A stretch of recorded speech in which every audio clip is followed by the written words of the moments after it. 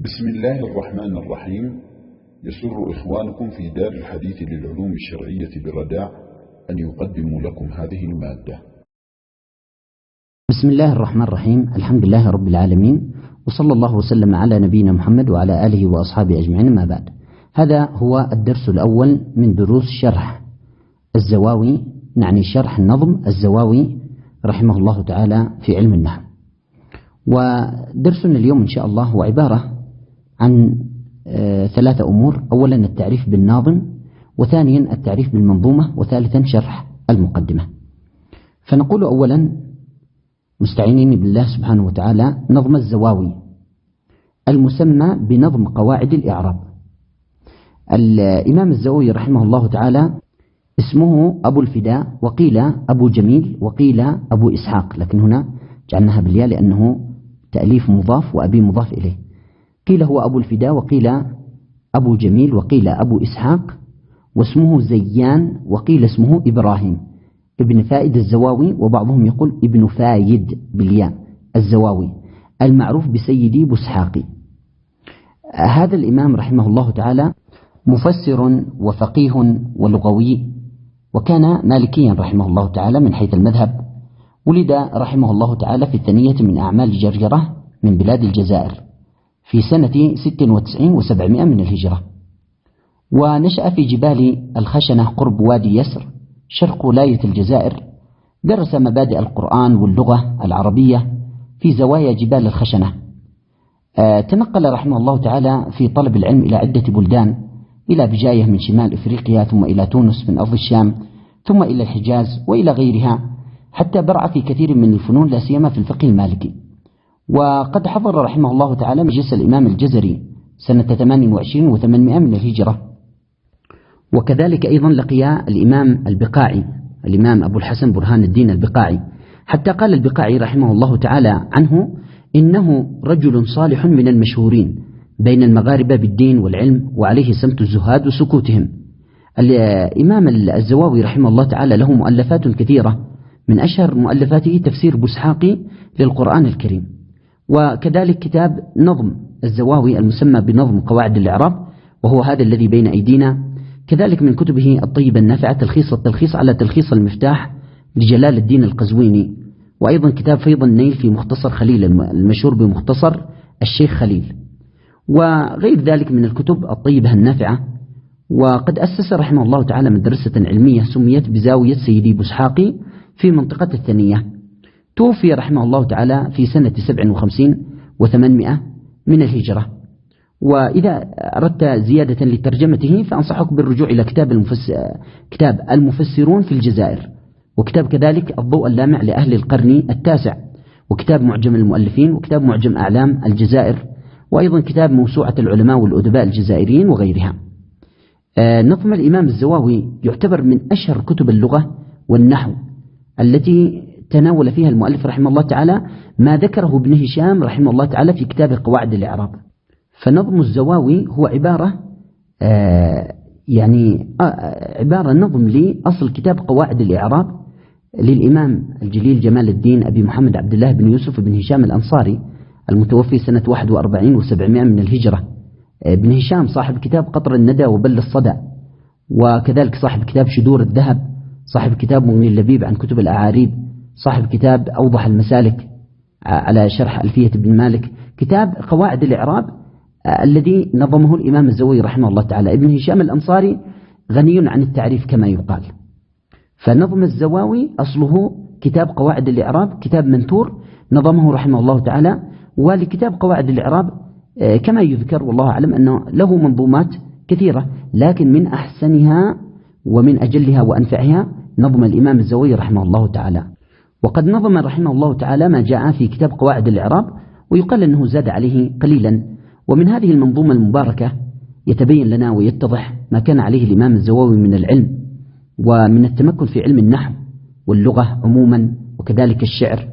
ولهذه المنظومة شروحات كثيرة جدا جدا، لأن العلماء اهتموا بها قديما وحديثا، منها كتاب القبس النحوي في شرح الزواوي، وكتاب المرشد الآوي ومعين الناوي لفهم قصيدة الزواوي، وأيضا كتاب القول الجديد في شرح الزواوي المفيد، وأيضا ضالة الطلاب في شرح النظم الزواوي لقواعد الإعراب. وكتاب أيضا المنهل العذب الحاوي في شرح أرجوزة الإمام الزووي وغيرها من الكتب الطيبة النافعة التي ننصح بالرجوع إليها لفهم هذا النظم يعني فهما صحيحا. وعدد أبيات هذه المنظومة 61 و100 بيت، 161 بيت. قد حاولنا واستعنا بالله سبحانه وتعالى، نسأل الله سبحانه وتعالى أن يرزقنا وإياكم الإخلاص في القول والعمل، أن نهتم بضبط هذه المنظومة من حيث الشكل، وكذلك يعني مقابلتها على كثير من النسخ. وحاولت الاهتمام قدر الاستطاعة يعني في تبويبات هذه المنظومة على أشهر التبويبات. فعلى العموم بارك الله فيكم، هذا نظم مبارك في علم النحو ولا سيما في مسألة الإعراب، وأنصح كل طالب علم بحفظ هذه الأبيات وإتقانها والاهتمام بشروحها. فلهذا إن شاء الله نبدأ اليوم بالمقدمة التي ذكرها الإمام الزووي رحمه الله تعالى في هذه المنظومة. وكما تعودنا في شروحات الماضية أننا نبدأ أولا بقراءة الأبيات ليتمكن الطالب من ضبطها، ثم بعد ذلك بشرحها. قال الإمام الزووي رحمه الله تعالى: أحمد ربي الله جل منعما، أخرج من جهل وجل من عمى، فعلم البيان والإعراب وألهم الحكمة والصواب، فلاح للأذهان معنى ما خفى من الكتاب وحديث المصطفى، صلى على محمد وشيعته من أسس الإعراب في شريعته، وقد حصرت بطريق الرجز قواعد الإعراب حصر موجز، ليسهل الحفظ على الطلاب في تلكم الأربعة الأبواب. قراها من جديد: أحمد ربي الله جل منعما، أخرج من جهل وجل من عمى، فعلم البيان والإعراب وألهم الحكمة والصواب، فلاح للأذهان معنى ما خفى من الكتاب وحديث المصطفى، صلى على محمد وشيعته من أسس الإعراب في شريعته، وقد حصرت بطريق الرجز قواعد الإعراب حصر موجز، ليسهل الحفظ على الطلاب في تلكم الأربعة الأبواب. بدأ المؤلف رحمه الله تعالى منظومته بحمد الله سبحانه وتعالى، وهذا شأن ودأب أهل العلم من المؤلفين والكتاب وغيرهم، أنهم يبدأون بربما البسملة ثم بعد ذلك الحمد لله. وهذه من الأشياء التي يهتم بها العلماء قديما وحديثا، حتى يذكرون أن هنالك أمور ينبغي أن يبدأ بها. بعضهم يقول أنها واجبة، وصحيح أنه ليس بواجب إلا ما أوجبه الله سبحانه وتعالى. يقولون البسملة والحمد لله والصلاة أي على النبي صلى الله عليه وعلى آله وسلم، وكذلك الشهادتين أي أشهد أن لا إله إلا الله وأن محمدا رسول الله. وهنالك أشياء مستحبة يبدأ بها، وهي كلمة أما بعد، وكذلك براعة الاستهلال، والإشارة إلى الفن الذي يتكلم عنه المؤلف، وأيضا تسمية نفسه وتسمية كتابه. لكن على العموم هذه أشياء ثانوية لا يهمنا كثيرا. وأيضا يهتم العلماء كثيرا بذكر يعني في المقدمات مبادئ العلوم، كما قال الإمام محمد بن علي الصبان قال: إن مبادئ كل علم 10، الحد والموضوع ثم الثمرة، وفضله ونسبة والواضع، والاسم الاستمداد حكم الشارع، مسائل والبعض بالبعض اكتفى، ومن درى الجميع حاز الشرف. على العموم يهتمون يعني بداية بالحد، يعني تعريف هذا العلم، وكذلك ما هو موضوعه، وما هي ثمرته، وما هو فضله، وما هي نسبته، ومن هو واضعه، وما هو اسمه، ومن أين استمد، وحكم تعلمه، وما هي مسائله. وبعضهم يكتفي بهذه الأشياء كما قال: ومسائل والبعض بالبعض اكتفى، ومن درى الجميع حاز الشرف. على العموم نحن لا تهمنا هذه المقدمات يعني بداية، بقدر ما يهمنا أن نشرع في المقصود. حتى مقدمة المؤلف نشرع في المقصود، وهو الكلام على أبواب هذا الكتاب وعلى مسائله. على العموم نشرح هنا شرحا بسيطا. قوله أحمد ربي الله جل منعما.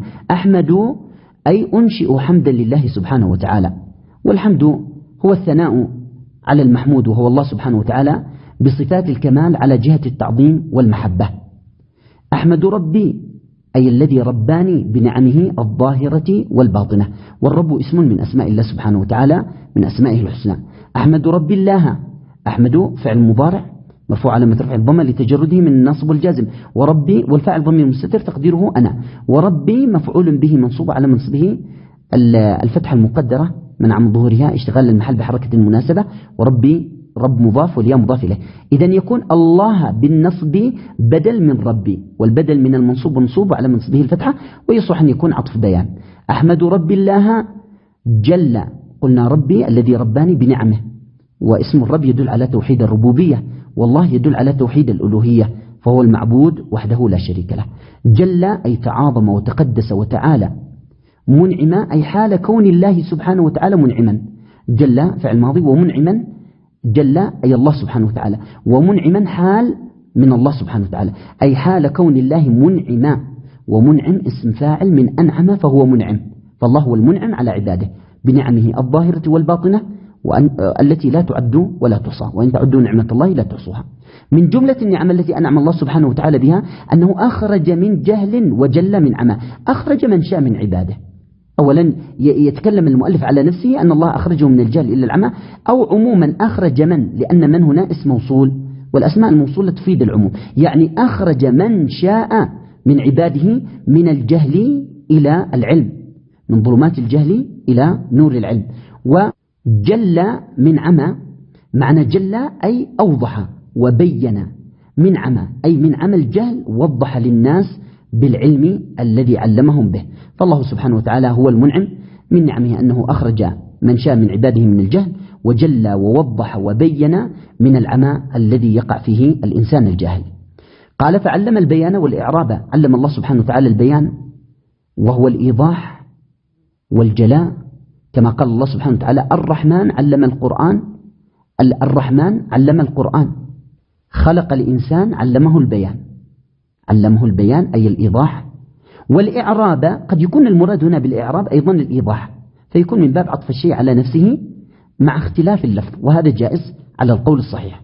وقد يكون المقصود بالإعراب وهو الأقرب والله أعلم، لأن الكلام الآن على يعني نظم ماذا كتاب الإعراب للإمام ابن هشام رحمه الله تعالى، نظم قواعد الإعراب، الإعراب الذي هو يعني تغير أواخر الكلام لاختلاف العوامل الداخلة عليه لفظا أو تقديرا كما هو معروف. طبعا بارك الله فيكم، نحن عندما نقوم بشرح مثل هذه المنظومة نحن نشرحها مع طلاب يفهمون مبادئ علم النحو، وقد درسوا في الآجرومية، درسوا في المتممة، وربما درسوا أيضا في ماذا في كتاب قطر الندى أو في ألفية ابن مالك، هذا لكي يكون على بالكم من بداية الكلام على هذه المنظومة وعلى شرحها. قال فعلم البيان والإعراب وألهم الحكمة والصواب، ألهم من شاء أيضا من عباده وأعطاهم، وهذا من عطائه، وقذف في قلوبهم وعقولهم الحكمة. الحكمة لها تعاريف كثيرة، من أحسن تعريفها أن يقال هو وضع الشيء في موضعه، وضع الشيء في موضعه الصحيح. وألهم الحكمة والصواب أي الشيء الصائب ضد الشيء الخاطئ، فالله سبحانه وتعالى هو الذي قذف في قلوب عباده وألهمهم الحكمة، وضع الأشياء في موضعها والأشياء الصائبة وليست الخاطئة. قال فلاح، معنى لاح أي ظهر، لاح أي من بعيد وظهر من بعيد. للأذهان جمع ذهن وهي العقول أو القلوب، فلاح للأذهان معنى ما خفى، أي معنى الأشياء التي خفيت، هنا خفى بمعنى خفية على لغة طي، لأن عند طي ما كان على وزن فاعل، ما كان على وزن فاعل، فيقلبون الياء إلى ألف، يقلبون الياء ألفا، ويقلبون الكسر خفية يقلبونها إلى فتحة، كما قال بعضهم والكسر فتحا رد والياء ألفا، لطيء كخفي يردده خفا، يعني هي أصلا فلاح للأذان معنى ما خفي، لكن قالوا خفا. واضح بارك الله فيكم. قال فلاح للأذان معنى ما خفى، كما يقال في رضي رضى، وفي حمي حمى، وما أشبه ذلك. قال فلاح للأذهان معنى ما خفى من الكتاب وحديث المصطفى، من الكتاب أي من كتاب الله سبحانه وتعالى، لأن الألف واللام هنا للعهد الديني. أول ما يقال للكتاب يتبادر إلى الدين أنه كتاب الله سبحانه وتعالى، أو يقال أن هذا يعني مما صار على من بالغلبة، مصحوب ال أو مصحوب ال مضافا أو مصحوب ال كالعقبة، كما قال ابن مالك رحمه الله تعالى في ألفيته. قال فلاح للأذان معنى ما خفى من الكتاب وحديث المصطفى. بعضهم يقول أن معنى خفى هنا بمعنى ظهر، يقولون أن معنى خفى بمعنى ظهر، كما قال امرؤ القيس وهو يصف فئران أخرجها فرسه لشدة وقع الحوافر على الأرض، فقال خفاهن من أنفاقهن كأنما خفاهن ودق من عشي مجلب. خفاهن أي أخرجهن وأظهرهن، على العموم سواء كان بمعنى ظهر، يعني لو قلنا فلاح للأذان معنى ما خفي أي استتر على كثير من الناس من كتاب الله وحديث المصطفى، أو فلاح بمعنى ظهر للأذان معنى ما ظهر، ما خفى أي ظهر من كتاب الله ومن سنة المصطفى، والمصطفى هو نبينا صلى الله عليه وعلى آله وسلم، لأن الله اصطفى بمعنى اختاره واجتباه، كما جاء في الحديث الصحيح أن النبي صلى الله عليه وسلم قال إن الله اصطفى من ولد إبراهيم إسماعيل، ومن إسماعيل كنانة، ومن كنانة قريشا، ومن قريشا بني هاشم، ومن بني هاشم واصطفاني من بني هاشم. فالنبي صلى الله عليه وسلم خيار من خيار اصطفاه الله سبحانه وتعالى، لأن مصطفى هنا اسم مفعول من اصطفى فهو مصطفى. قال صلى على محمد وشيعته، أي صلى الله سبحانه وتعالى، لأن سيقول من أسس، والذي أسس الإعراب في شريعته هو الله سبحانه وتعالى. طبعا هنا المؤلف بدأ أولا بالحمد كما هو معروف، بدأ بالحمد ثم ثنى بعد ذلك بالصلاة على النبي صلى الله عليه وعلى آله وسلم. وهذه أيضا كما ذكرنا لكم في البداية من المقدمات الذي يقول بعضهم واجبة، وصحيح أنه ليس واجب هنا، يعني البسملة ثم الحمد له ثم الصلاة على النبي صلى الله عليه وعلى آله وسلم. وصلاة الله على نبيه هو ثناؤه عليه في الملأ الأعلى، كما قال أبو العالي الرياحي رحمه الله تعالى، قال صلاة الله على نبيه هو ثناؤه عليه في الملأ الأعلى.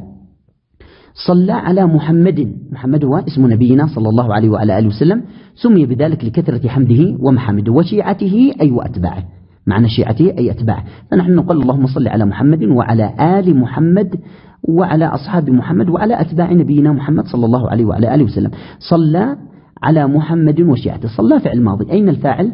الفاعل هنا في قوله من، فمن هنا اسم موصول بمعنى الذي، أي صلى الذي، من اسم موصول مبني في محل رفع فاعل لصلى. من أسس الإعراب في شريعته، الذي أسس الإعراب في شريعته هو الله سبحانه وتعالى، كأنه يقول صلى الله سبحانه وتعالى الذي أسس الإعراب في شريعته على محمد وعلى شيعته. من أسس أي جعل ذلك أساسا ما هو الإعراب في شريعته. ومن هنا يتبين لنا أهمية علم النحو وأهمية الإعراب، حتى قال بعض العلماء النحو فأس العلوم، النحو فأس العلوم. وقال بعضهم النحاة وأهل اللغة يفهمون ما لا يفهم الناس، يفهمون ما لا يفهم الناس، فلا نزهد ولا ينبغي أننا يعني نصعب على طلبة العلم الكلام على النحو وعلى كذلك الإعراب، بل ينبغي أن يتعلموا علم الإعراب.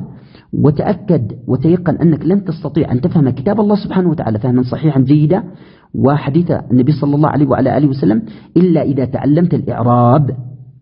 صلى على محمد وشيعته، من هو الذي صلى عليه؟ من أسس الإعراب في شريعته في كتابه وفي سنة نبيه صلى الله عليه وعلى آله وسلم. قال وقد حصرت بطريق الرجز قواعد الإعراب حصر موجزي. معنى حصرت يعني جمعت، معنى هنا حصرت بمعنى جمعت. بطريق الرجز، الرجز هو بحر من بحور الشعر 15. الشعر العربي له بحور كثيرة جدا جدا يعرفها من درس في علم العروض. من هذه البحور بحر يسمى بحر الرجز، فهو أحد البحور 15، ويقولون مسدس الدائرة. ومعنى مسدس الدائرة يعني جميع تفاعيله متساوية، فيقولون هو على وزن مستفعل مسدس 6 مرات، مستفعل مستفعل مستفعل مستفعل مستفعل مستفعل. هذا هو بحر الرجز. وقيل سمي بحر الرجز رجزا لتقارب أجزائه وقلة حروفه كما ذكر ذلك صاحب الصحاح. وبعضهم يقول هذا بحر الرجز أنه حمار الشعراء، لأنه سهل جدا ولا يلتزم فيه قافية. هنا منعمة عمى، الإعراب الصواب، خفى المصطفى. بعد يقول شيعته، انظر كيف اختلفت القافية، شريعته. الرجز موجز، الطلاب الأبواب، فهو من الأشعار السهلة جدا التي لا يلتزم فيها الشاعر قافية معينة. قال وقد حصرت أي جمعت بطريق الرجز نوع من أنواع البحور، وهو هذا الذي نحن عليه. وقد حصرت بطريق الرجز مستفعل مستفعل مستفعل قواعد الإعراب حصر موجز مستفعل مستفعل مستفعل. إن شاء الله إذا درسنا في علم العروض نفهم هذه التفاعيل. قال قواعد الإعراب حصر موجز، إذن حصر القواعد جمع قاعدة، والقاعدة هو ما يبنى عليه غيره، القاعدة والأساس والأصل هو ما يبنى عليه غيره الذي هو الفرع، والفرع يبنى على غيره. قواعد الإعراب حصر موجزي أي جمع موجز أي مختصر، وهذا من أحسن ما يكون في الفنون والعلوم، لا سيما علوم الآلة أن تكون فيها إيجاز واختصار. لماذا حصر موجزي؟ ليسهل الحفظ على الطلاب. طلاب العلم إذا رأوا منظومة سهلة يسيرة سهل عليهم حفظها وبادروا إلى إتقانها وتعلمها. مثل هذه المنظومة المباركة التي هي منظومة الإمام الزواوي. قال ليسهل الحفظ على الطلاب، ومن هنا نفهم أنه يجب التيسير على طلاب العلم ولا سيما في مثل هذه المنظومات. قد تقول لي أنت الشرح قوي أو ربما كثير، نقول لا، نحن كما ذكرنا هذا الشرح لمن قد فهم أو درس في النحو كثيرا، كمن درس يعني في الأجرومية والمتممة وغيرها، يكون منكم هذا على بال. قال ليسهل الحفظ على الطلاب في تلكم الأربعة الأبواب. تلكم اسم إشارة لكنه دخل عليه كاف الخطاب لأنه يخاطب الآن جماعة ويشير إلى شيء واحد، إلى المنظومة المشار إليه واحد، لكن لما كان يخاطب جماعة قال تلكم الأربعة الأبواب.